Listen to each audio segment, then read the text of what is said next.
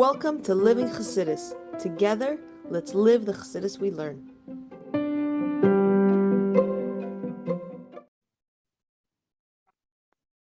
Okay, good morning, everybody. I want to Chassidus in the morning, 15 minutes to hopefully change our lives. This share is sponsored anonymously for Refuah Shleima for Ze'eva, Yosefa, Bas, Malka, Riva. I have that through the source of the learning of our learning, have a Refuah, a complete Refuah Shleima. Okay. So a little bit in the middle over here, and hopefully everyone's enjoying what I am. Okay, we'll continue page 30 in this sefer. Okay. So we're discussing, we said that in space, we said there's another wondrous idea in regards to obviously Yisrael, about having obviously Yisrael and connecting with everyone, that not just affects you personally, which we talk about in Eis Aleph, but it affects the world, the whole world. And so we're discussing, and also with that, we'll understand why did Hillel, when he talking about the mitzvah of obviously Yisrael, he used a language that was seemingly negative. Whatever you don't like, don't do to your friends. Why does he use this type of language? So we started discussing yesterday, and we're going to go back over a little bit, that the essential thing is that within ourselves, we like ourselves, and we know we have faults, but we look over them. And another way of sort of thinking about it is it's like the story of the Riva, that someone asked the Riva, a mother went to the Riva and asked for a bracha, for a shidduch for a daughter. So the Riva asked the mother, he's like, does she know what she wants? So the mother was like, yeah, of course. And feeling all proud of herself, like I'm all organized. She starts listing off a list of things that are of wants. And the Riva smiled and he said, you're not looking for one husband, you're looking for three husbands. Meaning, when we look at ourselves, we're a lot more forgiving on all our faults. We're looking for someone else, or like a husband in this case. Are we as forgiving, and we have the high expectation? That's not that the Rebbe was saying in this case is not really in reality. These type of people that we're talking about don't really exist, and we don't exist that way. And so what we're saying is, and this is sort of what we're discussing. Let's see. So saying what happens, we're saying by ourselves, we see we have flaws, but it's not an issue of flaws. We learn to overcome them because of our love for ourselves. Top of page 30. This we don't see any issues within ourselves. It's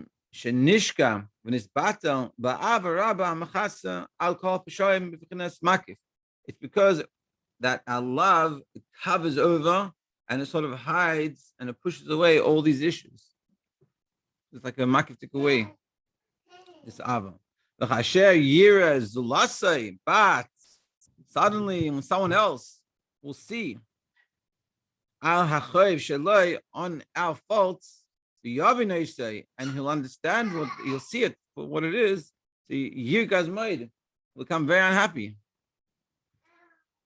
Meaning the person that's getting caught out, meaning we have our issues. The self-love covers it over, makes not an issue. It doesn't have that severity, but when someone else has that same issue, it might be very hard for you. But what happens when someone catches you out on your own issue that you have covered over with love? It bothers you very much. So he explains, why does it bother you so much? Even though we know that this is an issue, we know we have this problem, we know we're not doing the right thing. Meaning the fishe ikar rugzoi al etzma chisus shechaveru medame shek. It's not that it bothers us when we get angry at the person because they're making stuff up about us. Because we know this is the truth, this is the reality. This is an issue. I do have this issue. So what's the problem? The problem is rak al shidias chaveru es chisus hu b'chinas yesh v'ishpailus. Because it inflames our ego and it causes us agitation. It bothers us that someone else knows about this. Unlike Shehu Yedea Ha'ava Mechasem. Because we have our love that conceals this. Meaning our issue is not that the person knows, it's not that the person brings it out and it makes it real.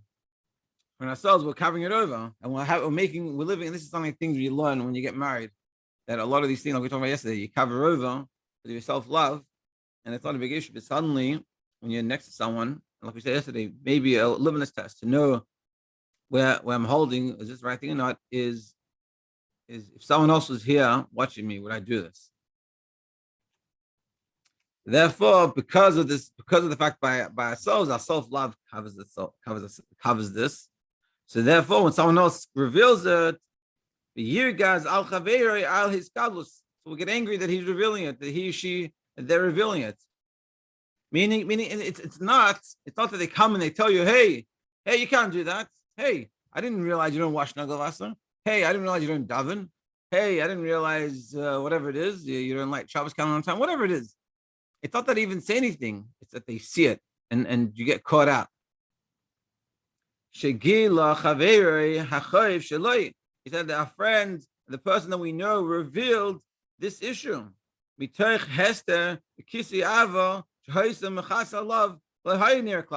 the concealment of our love, we weren't dealing with this, and it wasn't an issue. We had it covered, and it was nice and concealed. And so this is a big problem for us. But now, now suddenly my friend is seeing this and they're recognizing. They might not even say it, but they see it. And this is now we can understand why Hillel used the language in a negative. It's gilui zeh, meaning once you reveal the shortcoming, to your friend, don't do. Meaning like this. Just like we hate what we're talking about here. We hate when it's revealed our issue. We hate that someone sees the issue we have and sort of we get caught. It's not even they see it. It's they catch us out of it. Meaning whether they say anything or not, it's the fact that when someone else sees it and it gets revealed, we hate that. We don't want that. We live in this, so to speak, lie.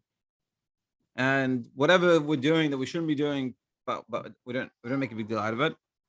And bothers us when someone else sees that. So what we're trying to do, so what we're saying is, what Hillel is saying, whatever that you don't like, I mean, just like you don't like someone revealing that and showing, meaning even when someone sees it, it's their reaction. Meaning for ourselves, like we talked before, we see our issues, but our reaction to that is not one of hate, disgust, something I need to really work on this. It's more, I get it, I understand. Yeah, you know how hard my life is, you know what I've been through. And I'm not diminishing all our struggles, but it's coming over. And so therefore, when just like we don't like someone else coming and seeing that and looking at it, someone looks like they could give you this look like, what? Just like we don't like that. We don't like that. Don't do that to someone else.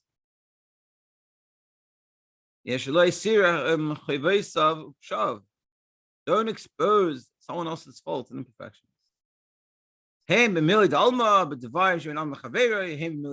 Whether it's between one person and his friend, meaning mitzvahs between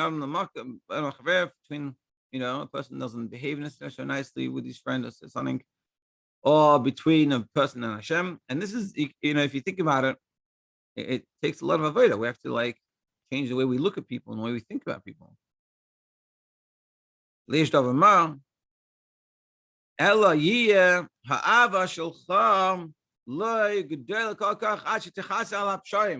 Our love should be so great till it covers it over. This is like I said before, that the difference between a person that's your friend and a person that you don't like is what you focus on. And that's the difference between you and someone else as well. What you focus on within yourself is the self-love.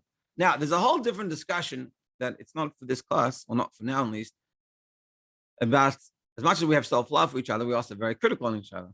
But being critical is a different issue. The self-love here, what we're talking about is the self-love that we have, that we justify all our shortcomings. And so this is what we're talking about, justifying the shortcomings. So just like we justify our own shortcomings, we should also justify someone else's shortcomings. Like it says in, I think it's Parak Lamed of Tanya, that you should never judge anyone, but you don't know what they deal with. And this is essentially what we're talking about. Lamed, Lamed, Aleph. Pretty sure it's Lamed. Anyway, that you shouldn't judge a person. And that's what we're sort of saying. You look at a person, and an instinct could be, or like by nature over here, especially in Karnats, I think it happens. People complain. You look at a person, you start judging.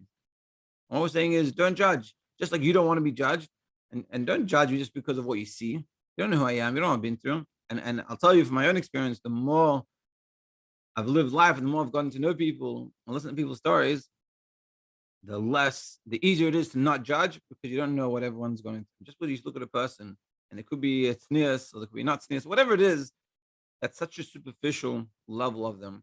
And everyone is intrinsically great and good and want to do a lot of good things. And what stops them is a lot of issues and a lot of baggage we all picked up on the way. And that's what he's saying. When you look at a person and you might see them doing something totally wrong, don't judge.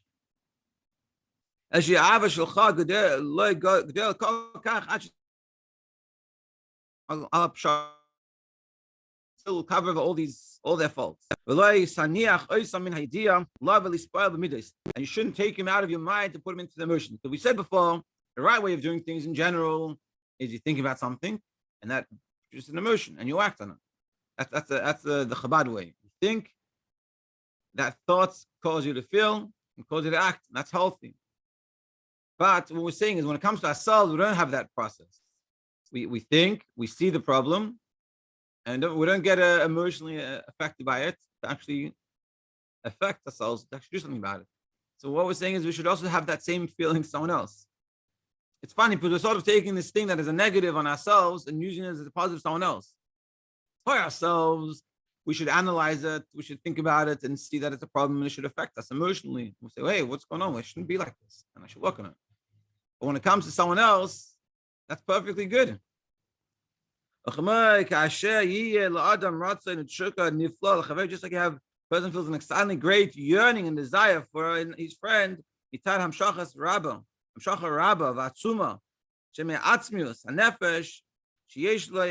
of the great abundant love that we have for the person, we desire to love the person so much.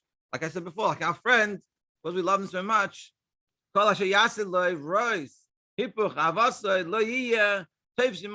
anything bad that he do won't even bother you.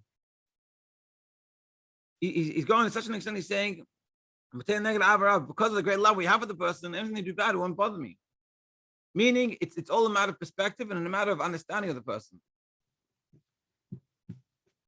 Because you love the person, and because just like yourself, you cover over, meaning we are a worse critics, we are the worst people to ourselves in many ways. We're the ones that causing the most problems for us, for our lives. Not other people, it's ourselves. But what do we do about it? We don't come and we complain about ourselves. We don't push ourselves to work on it. So what we're saying is the same way with someone else. So when you start to love them so much, even when they do something nice to you, it won't bother me. You love them so much. And that's what he's saying we reach. Like, and a way of understanding it, when you have a good friend, no one's perfect, and everyone makes mistakes. And sometimes your friend will say something to you that's not nice. But if you're good friends, you'll be able to overcome it. It won't be a big deal for you. Why? Because you love them so much. We're good friends. This is my friend. And it's all a matter it's the relation. It's in the base of this relationship, and being that you're having a good relationship with the person, even when they make a mistake and even if they do something not nice to you, it won't affect why, because you love them so much. And we're not saying, of course, that someone that keeps on bothering you, people don't know you have to keep on just loving them and getting trampled on. That's of course not. What we're saying is that you can have such a great love for a person that even when they do something not nice to you, it doesn't bother you. And I've had it before, that I've pushed past whatever they've done to me because of the love I have for them. And it's not like they do it every day or something, And why? But why do we do this? Because we have that love for them that it's so great that just like for ourselves, that we cover over any of the issues and we just share our love. So too with other people, we can do that. And to finish it off, like it says, that the many waters, even though there's all these issues, can't extinguish the love that we have for the person. And so too with ourselves, we should have it this way. And then tomorrow we're going to discuss and sort of start keep on tying everything back in. And now we're going to understand why this is right. Hillel said Zeh Kol HaTorah. This is the whole Torah. We're going to explain why this is the whole Torah. And yeah, we should analyze the lesson for today is to analyze ourselves and recognize how we have a self-love for ourselves and see it and really chew it over. And when we see it in ourselves, learn, try to be able to apply that to someone else. Look at other people that way. And when you see someone, you don't judge them. Mr. Hashem, we should do this and it should be successful. Everyone should have a great day. Thank you for joining.